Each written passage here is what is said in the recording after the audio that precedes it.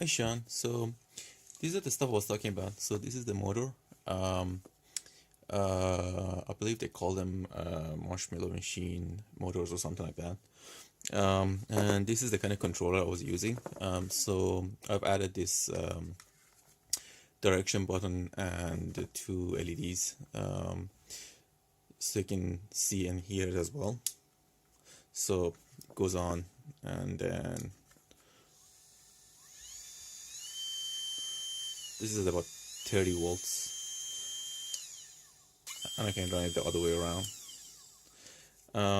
So I actually recently made it to one of these, so it's that one. I just wanted to use a larger button because that one doesn't handle a lot of power. So they ended up on this one. Same thing, a little bit of modification. I really like to have two switches on these because the amount of power they put out is quite large, so they can actually cause fires pretty easily. Even though I have like 5 meters of relatively thin wire, if I short this, within like 15 seconds the wires melt. So I like to have the security of like having two fail safes, so like two buttons that turns it off. So the center of this turns it off. Also I have the off button for it. So in terms of what I'm using, let's see, I am using this thing. So obviously they have pretty hard life, so yeah, they get beat up. Like I use them quite heavily. So I put a notch on the back, so I put a screwdriver here and I can rotate it. So a bit of shim I have there, let me actually put a chuck on it. So it's like one of these drill chucks, like it's not a taper fit, it's a screw fit. It's like a 3824, I believe. So anyhow, they land on these, and I put like two holes for like set of screws. So you disassemble the chuck, you put through, and pretty handy stuff. And just to give you an example of like the kind of thing I run with it, I do run things like this, which is relatively big. It's actually not a full size because I usually, when the outside gets used up, I usually score it as it's run, so I get a circle, and I just chop it off with a metal shears, and I just like clean up the edges, and it's a fresh disc. And as it gets smaller, I use it for like a smaller discs. These I don't, you can buy the plastic, but they don't really come like this. I actually machined these heads for them myself. So I actually inserted a slot here, made it so you actually accept a screw, and also made these for it, so you can actually connect it and like use one of those discs with it. What else? The other thing I was doing was the reason I like these motors is also because the long shaft on this thing, if you disassemble it and carefully press this end, you can actually end up with equal amount on each side. So what I had was two ends on this thing, and I can turn it into a pretty a lot of mess here. Pretty nice grinder. I do rotary grinding with this thing. So for example, about these two cheapos a while back, and I rotary ground the head, the back of the head, and the ends. As you can see, it works fairly well. And it did a little bit of polishing, and I finished these with my finger sander, which I also custom built. I'm gonna show you in a bit. Anyhow, so you can run these from like very slow to pretty fast. As for turning tools, I'm gonna jump around a bit. These are usually what I use. These are like drill blanks, and these are like high-speed steel. You can find these on eBay pretty cheap. They're not really pricey stuff. The grinds are kind of up to you. Like I have two radiuses, and I have like a really sharp point and like another one, flat one. The most common ones are these two for like removing a lot of metal. And like one of the cool things about this one, well, I use this for a bunch of things because I only have one disc right now. I actually machined the holders for this thing on this thing. So if you actually look at this thing, these I machined on the same motor. So I actually turned them on this motor. And same thing for this side. And everything is pretty cheap. Like the grinding wheel is about $5, I believe, 5 something.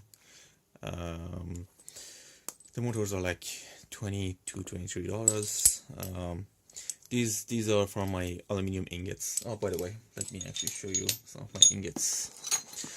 So back then when I was doing it, I was actually trying to get rid of some of the aluminium that I had collected. So I was trying to melt them, not with the intention of casting anything. I was just trying to make ingots so I can melt them next time around much easier. So these are the ingots I was making, and like a smaller one, and something like this. So these were like cake molds. These are actually much nicer because oh, by the way, always tag your metal so you don't mix up. Like I have zinc and I have a bunch of other stuff. These were nicer because the wall taper is much smaller, so I can actually use them as a solid block. You don't get nearly as much useful out of this one, but yeah, whatever. That's what I had at the time. Actually, I'm working on making a new furnace. The old one was kind of weathering too quickly, so I don't know, about 3 to 4 times this, and the body kind of gave up. So I'm waiting for getting some better stuff to do a better one. So anyhow, these are basically the turnings I've done out of that. So these are, for example, for the other side of this thing, like one of the attachments. So that goes in. I have like 3 small set of screws in there, and I haven't actually finished this side quite yet. They go in. This thing that doesn't have a hole yet. I have to drill and tap that thing, and this is supposed to accept about a whole stack of these, so I can actually run it in pretty high speed, and like these give me a lot more grinding capability for like hugging metal. Anyhow, getting back to the grinding, what I usually end up doing with grinding these is something like this. Usually because I end up using the sides as well for like cleaning and removing shit, so I usually give a touch up to the sides as well. So it's like something like this, and then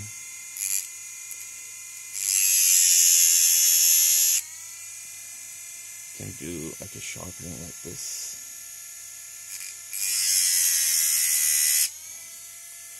And it gives you a pretty nice head. So anyhow, that's that. What else? For wood turning, for a while I used to use something like this. It's a dryer motor, or like a washing machine motor. You can use either one. Problem is you can't really control the speed of these. They usually come in like 1 or 2 speed, and that's that. It runs pretty quiet. It was kind of nice, but it's not exactly the best. I usually prefer DC motors. I actually have a bank of batteries here, 2 car batteries that are continuously on charge, and all these controllers run out of that one. So I have like a 12 and 24, which ends up being 30 actually volts. lines that I run a lot of things out of, including these drives. And as for the grinding heads, actually before I go there, this is like a thing I put a few years back, put together. I just kind of needed something. So this one, the reason behind this design was to be able to do like pipe, so it actually conforms to the shape of whatever you're putting on. So you can actually get like rounded, really nice rounded corners out of it. Like you can adjust tracking, you can I don't know, do whatever. You can actually flip this around as well. I can remove the head so I can get like a pipe platform from here as well. Actually, let me just run it as a give you an idea.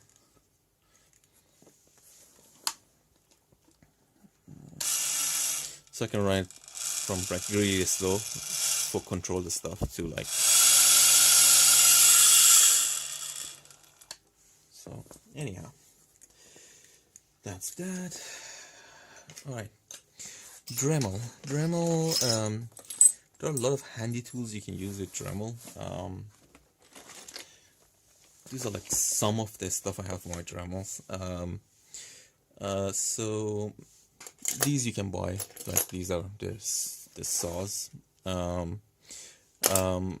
For removing like bulk amount of aluminium, sometimes I stack them like this, so I have a stack of two, and I offset them, so this helps it with not grabbing, so you can actually like lean on it and it doesn't grab and pull.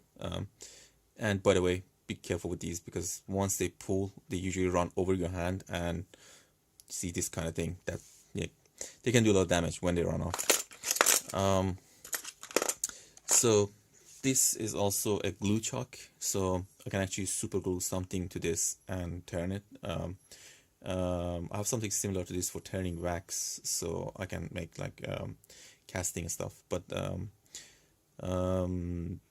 yeah, and this is like a smaller one. I can just put it directly on a motor and like glue something to it and turn it. This is like a chuck one, so I can actually hold it with the same motor. The other thing is you can buy a bunch of shafts depending on your use. These usually come with like those drill mounted grinding discs or whatever. I make a bunch of them for myself because they have more features that I want.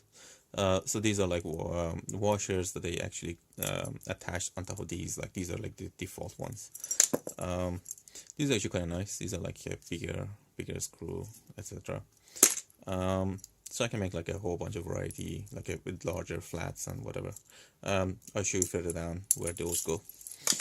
So some of the essentials, I think you should go through these.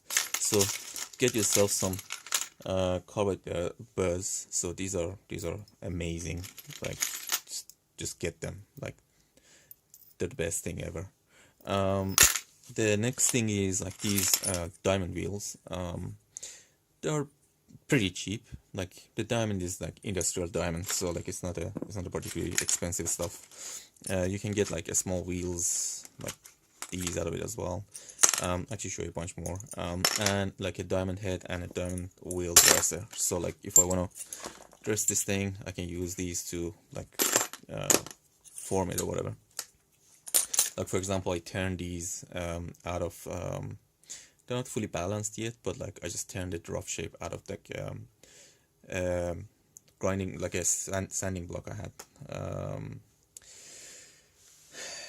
What else? A bunch of these I make myself, so I'm gonna leave those for last. So these are the defaults you can buy, like different profiles. These are also super handy. Like they have the heads and whatever. I don't know, stuff I put together myself. A chuck for like holding a stuff. Sometimes I need like something I can control, and I can put something on it and work with the other one on it. Scotch beels, so like these are my own heads. I use these as well. I used to use those bigger ones, but these actually work really well. So these I cut myself as well. I'm gonna talk about this foam later on as well, so those are pretty handy. They don't go in. Okay, so what else? Oh, before I get there, this again, I think it was like a toy. I took apart, put a shaft on it, put like a bit of foam to pad it. This is actually quite handy for a lot of things. I keep the broken belts out of the finger sander, and I can use them in like a flap, like a homemade flapper. So where did they go? Here.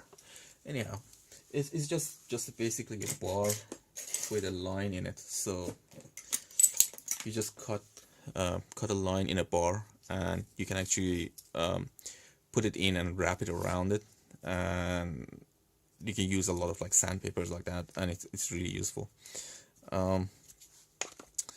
So let me get to the next one. These, I have a lot of random stuff here. These are actually all really handy. So you can get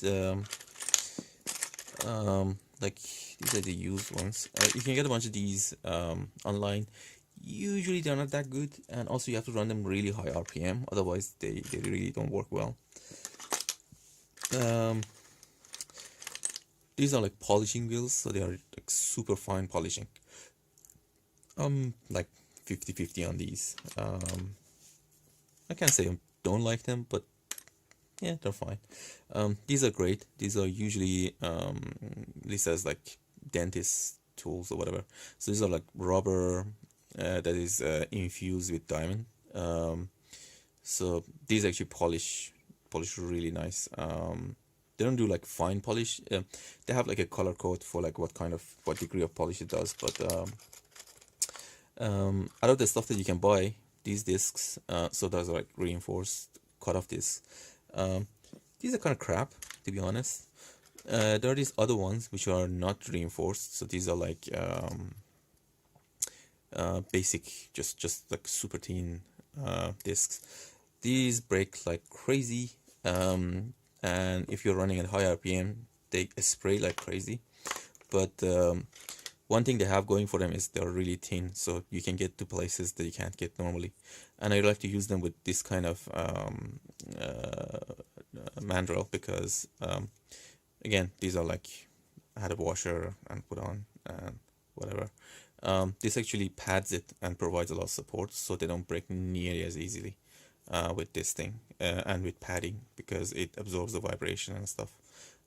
Without it, like if you just put it on one of those shafts, they break like crazy and they're not fun. Other things, sometimes I grab one of these discs, sanding discs. They actually last quite a bit, so they're really nice. And I actually I cut them off with like a metal snip and just like draw it on and cut it off. And I dress the edges with diamond. Look, as I'm turning it, I dress the sides so it doesn't have burrs and crap on it. So these, as you can see, I put the washer in it, so it actually gives it like a ball shape. So these I usually cut myself, so it's like different grades. It's like 80, 120, 180, whatever. And these are like from belt sander belts, so it's like I had an old one, so these actually work super nice. I love these. These were really old, so I was kind of surprised they actually worked that well. And these are the ones that I made out of like the grinding disc or whatever. Usually what happens is like I have a disc that goes bad, and I sort of recycle it and turn it into a smaller disc. The other thing you can usually buy is like one of these, or more accurately, you can buy them in this format, which is like one single wheel. I actually did a bit of, again, hacking, so I added like two custom-made washers for them, so they actually compress, and I have like a larger wheel. So as I tighten it, it actually grabs the things, and anyhow, like those are useful.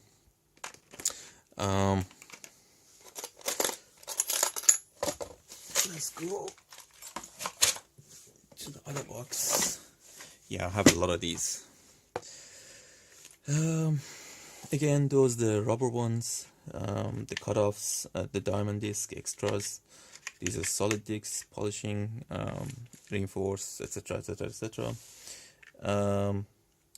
What was the important stuff? Oh, the diamond stuff, you can get them in a lot of different formats. The trick with diamond is to not apply too much pressure, because the diamonds are not really embedded really hard. You just have to give them a little of time to cut properly.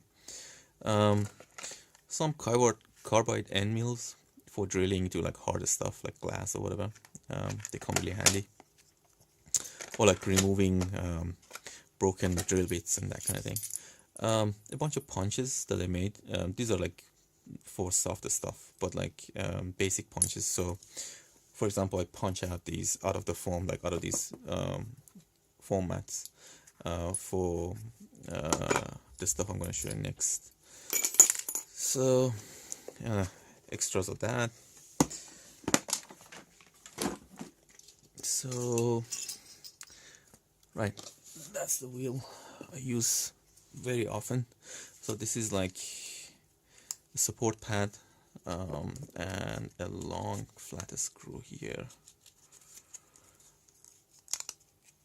and a bit of foam. So that's where the foams go. I actually end up using a bit of rubber here as well. It's like a bicycle tire or something. So I can put like a disc on it, and the whole thing sandwiches, and I can use it on a disc. The nice thing about this one is, because it has a thick soft padding behind it, it actually conforms to a lot of corners and shapes, and it lets you do a lot of like fine work, which is quite nice. Like it actually gives you like finishes that you can't get quite with other stuff. The other thing, which looks horrible at the moment, is this one, which, if I can find pliers.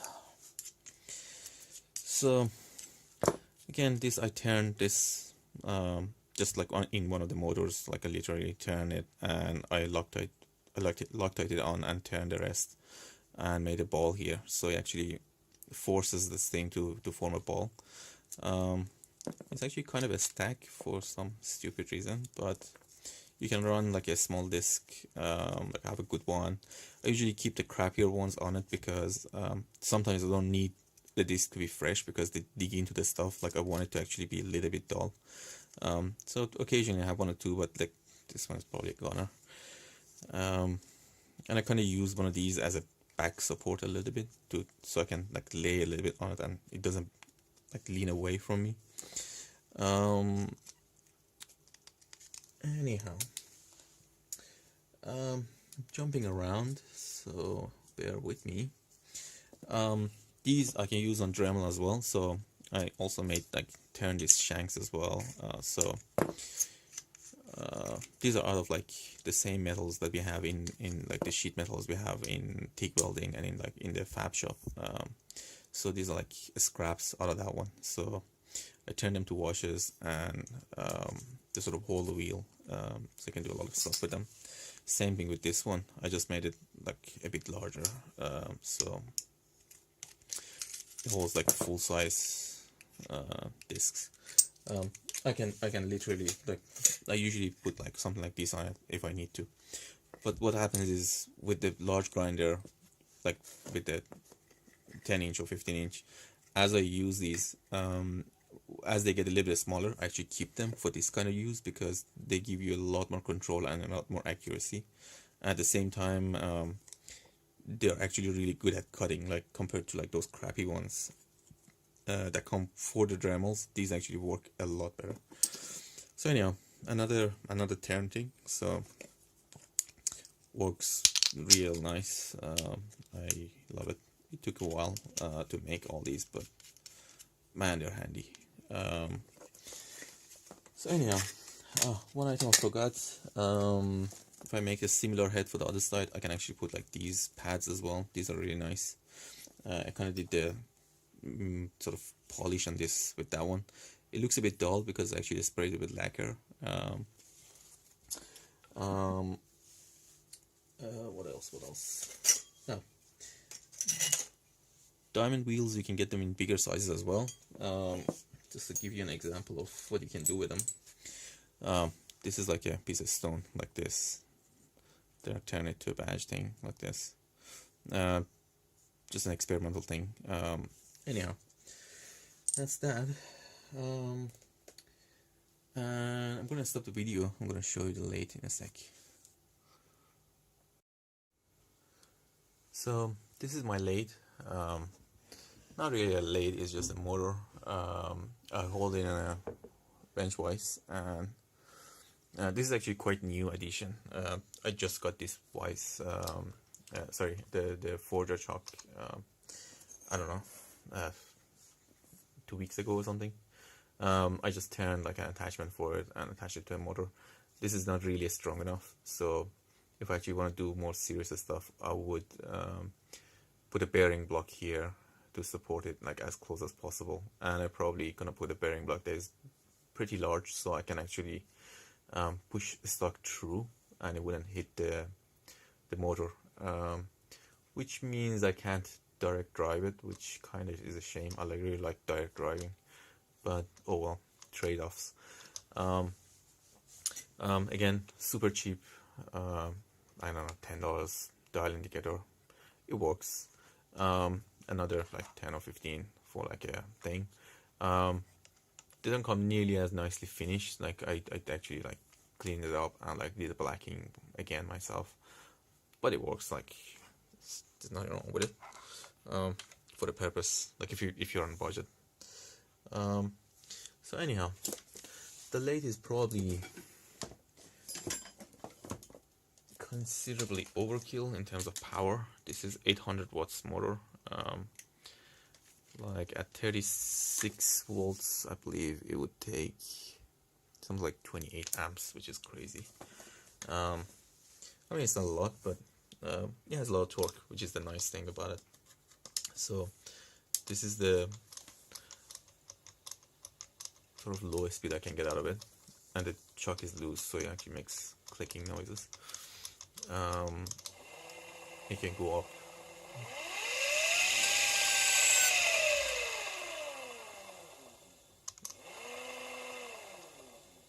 Yeah, it's not a good idea to rev it so high because the chucks are not evenly in, so it's actually unbalanced. Anyhow, so that's kind of my lathe at this point. I literally, when I have to remove a lot of stuff, I put something under, if I can find something, which I can't right now. I put a bar underneath, use it as a support, and turn it. For aluminium, you can actually use the sharp point. It kicks every now and then, so you have to be careful about that. I use it like this, so it actually shaves. So it works really well as long as you don't have interruptions. If you have interruptions, it's a pain. It kicks a lot. But once you remove the interruptions and like you're actually in a circle, like I start from like a square, so it's a bit of a pain. Once at this stage, it turns really nice and easy. For example, this thing, I don't know if you can see, it has a bit of waviness. That's just because I was rough cutting it. But once you go to high RPM and just remove like a touch off of it, it actually cuts really nice. Like I had a few shiny ones. I don't know if you noticed in the other ones, like in the mandrels. And you can always like do a little bit of Scotch Brite and just it makes it like super shiny and clean. Yeah, that's about it, I think, for all the basic tooling I have. Literally for like rotary grinding, what I did was I put that grinder thingy and this, and I just brought it into it and let it like gradually work its way in. It's loose, but the idea is it wants to be a certain state. So if I push it a little bit to the work, it always wants to come back to that stable position that it wants. So it actually removes the bumps gradually. It's not nearly as nice as like a solid machine, but it works. So yeah, I believe that's about it.